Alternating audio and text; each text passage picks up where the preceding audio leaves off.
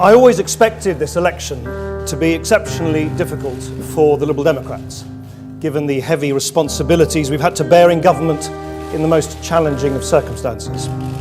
But clearly the results have been immeasurably more crushing and unkind than I could ever have feared. I believe the history books will judge our party kindly for the service we sought to provide to the nation at a time of great economic difficulty, and for the policies and values which we brought to bear in government: opportunity, fairness and liberty, which I believe will stand the test of time. This is a very dark hour for our party, but we cannot and will not allow decent liberal values to be extinguished overnight. Our party will come back. Our party will win again.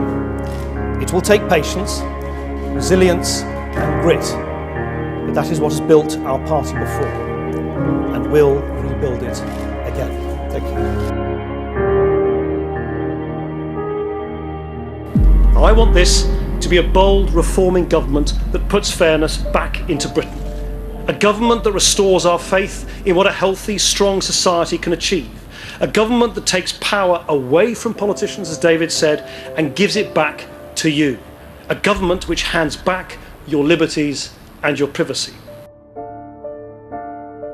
Also tonight, anger from thousands of students around Yorkshire at proposals in the Brown Report that could lead to a huge increase in the cost of university education.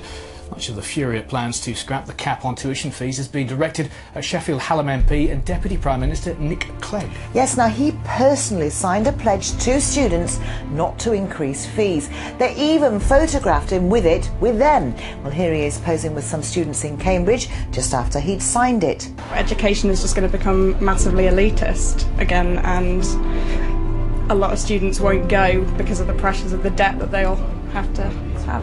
A real message to Nick Clegg is please use any influence you have to bring it on the government to stand up for students and stand up for Sheffield, and please vote against higher fees as you said you would.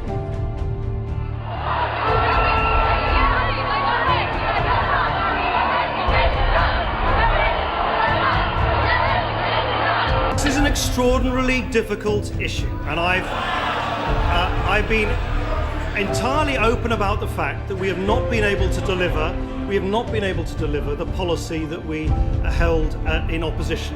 Because of the financial situation, because of the compromises of the coalition government, we have had to put forward a different policy. What started off as a peaceful and jovial demonstration earlier today has now turned into what's going on behind me. Behind me is the headquarters of the Conservative Party, and demonstrators have gathered outside there shouting slogans, burning their banners. In the middle of the courtyard there is a large fire that they've made that they're burning things on, throwing sticks. There's a large police presence inside the courtyard as well, and they've managed to break one of the windows of the building. A small group of demonstrators have also managed to make their way up onto the roof from where they are waving banners. The police are involved. Police in riot gear have been called, and 25 police in riot gear are also trying to sort the situation out. I've been approached by a couple of people as a news crew who have said to me that they want to make it clear this is just a small group of demonstrators who are causing this trouble, and that the majority of this demonstration is still a peaceful one.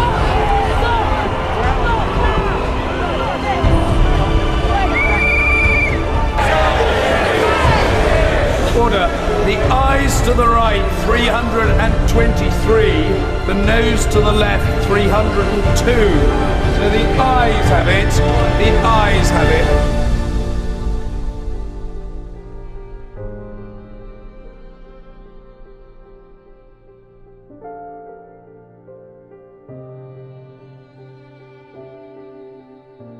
People say AV is complicated. Well, it's not. It's simple, it's fair, it's common sense. 2/3 of our MPs are sent to Westminster, even though the majority of voters in their constituencies actually voted for somebody else. What we need to do is find out people's preferences, not just their first choice. AV makes MPs work harder for your vote, cuts safe seats for MPs, gives you more say. Vote yes to fairer votes. we can see that so far I think we've had 27 results in out of 440, and every single one of those has been no. And in fact, the votes are now running more than 2 to 1 against a change in the electoral system. David Cameron, fought like a dynamo to defeat this referendum, and he did so for one very clear and obvious reason. The Tories benefit from first past the post, they always have done. Mr. Speaker, no one doubts the commitment and public service of many members of the House of Lords. But dedicated individuals cannot compensate for flawed institutions, and this bill is about fixing a flawed institution. So let me begin by setting out why our upper chamber is in need of these reforms, the 3 simple reasons, Mr. Speaker, why I hope members will give it their full support. First, because we, all of us here, believe in democracy. We believe that the people who make the laws should be chosen by the people subject to those laws. That principle, Mr. Speaker, was established in Britain after centuries of struggle. And it's a principle we still send our servicemen and women halfway across the world to defend. Yet right now we are one of only 2 countries in the world, the other being Lesotho, with an upper parliamentary chamber which is totally unelected and instead selects its members by birthright and patronage.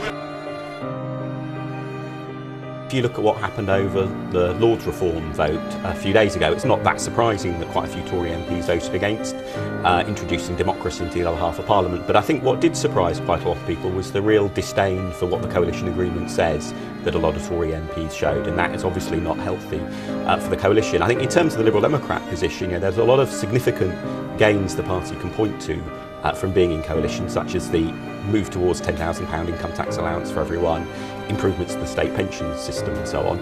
But really, I think the party only has a chance of getting much political credit for that if the overall state of the economy improves, and that's absolutely central. But it's a real high wire act, isn't it? I mean, neither party wants to go to the polls yet. Oh, exactly, which I think is why it's very unlikely that we will have an early election. Having said that, if you'd asked me a couple of months ago, might Ed Miliband be Prime Minister by Christmas, I'd have said absolutely unthinkable. Given the way some of the Tory MPs have been behaving in the last couple of weeks, I'd maybe go for very unlikely rather than unthinkable.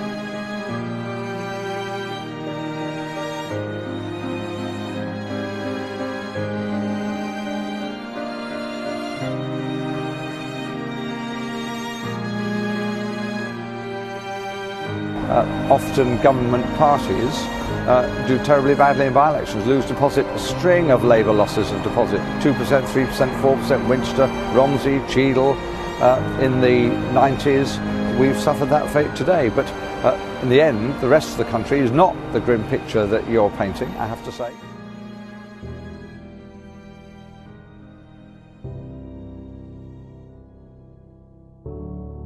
Nick Clegg is Deputy Prime Minister and leader of the Liberal Democrats and says his is the party of in. Nigel Farage is the leader of the UK Independence Party and is equally unequivocal. He wants out. Ladies and gentlemen, please welcome Nick Clegg and Nigel Farage.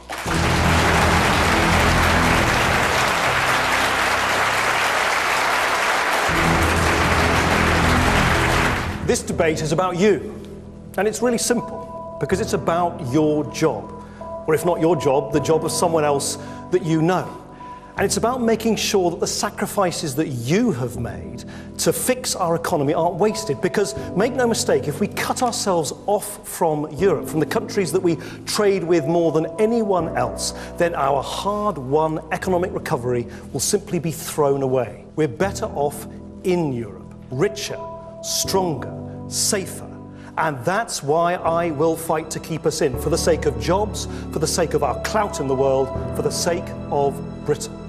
If you believe that we're better off in, then at least on this occasion, on May the 22nd, in the European elections, I hope you will give us your support.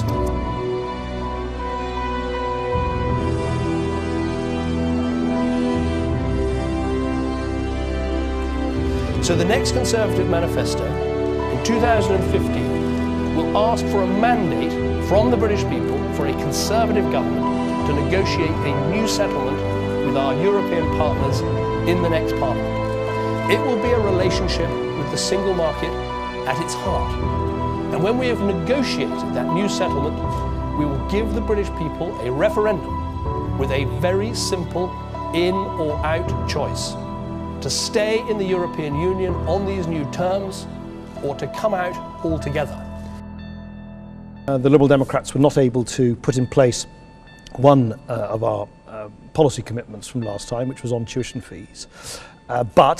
But I hope when you look at your well-thumbed copy of the Liberal Democrat manifesto from 2010, from the time at which that broadcast was made, you'll find that there were 4 priorities we put on the front page of our manifesto, which we treated almost like a sort of a tablet. No, it's quite important I should say this, because I quite rightly am reminded of one policy that we were not able to put into practice. I think I'm entitled to say that actually the things that we said at the time we would stick to through thick or thin, we have done. We said at that time that if you voted for the Liberal Democrats, you would pay no income tax on the first £10,000 you earn. Actually, you pay no income tax now on the first £10,600 you earn. More money for disadvantaged kids in school, rescuing the economy and pushing for political reform. So clearly, as a leader of a political party with 8% of MPs in the House of Commons, I'm clearly not Prime Minister, I couldn't implement the manifesto in full. You couldn't do everything you wanted.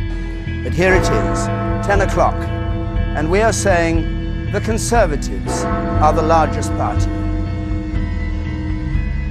Nick Clegg for the Liberal Democrats on 10, that's down 47 from the last election. If this exit poll is anywhere near right, this is beyond your worst nightmares. If this exit poll is right, Andrew, I will publicly eat my hat on your programme. Have you got a hat? No, but I'll get one, especially for the Can I get the hat? You can get the hat, providing it's made of marzipan. I must take responsibility, and therefore I announce that I will be resigning as leader of the Liberal Democrats. A leadership election will now take place according to the party's rules. Devastating results for us last Friday morning. I think what is hugely encouraging is that since that point we have recruited 11,500 new members. That is double the number of increase we had at the height of Cleggmania during 2010.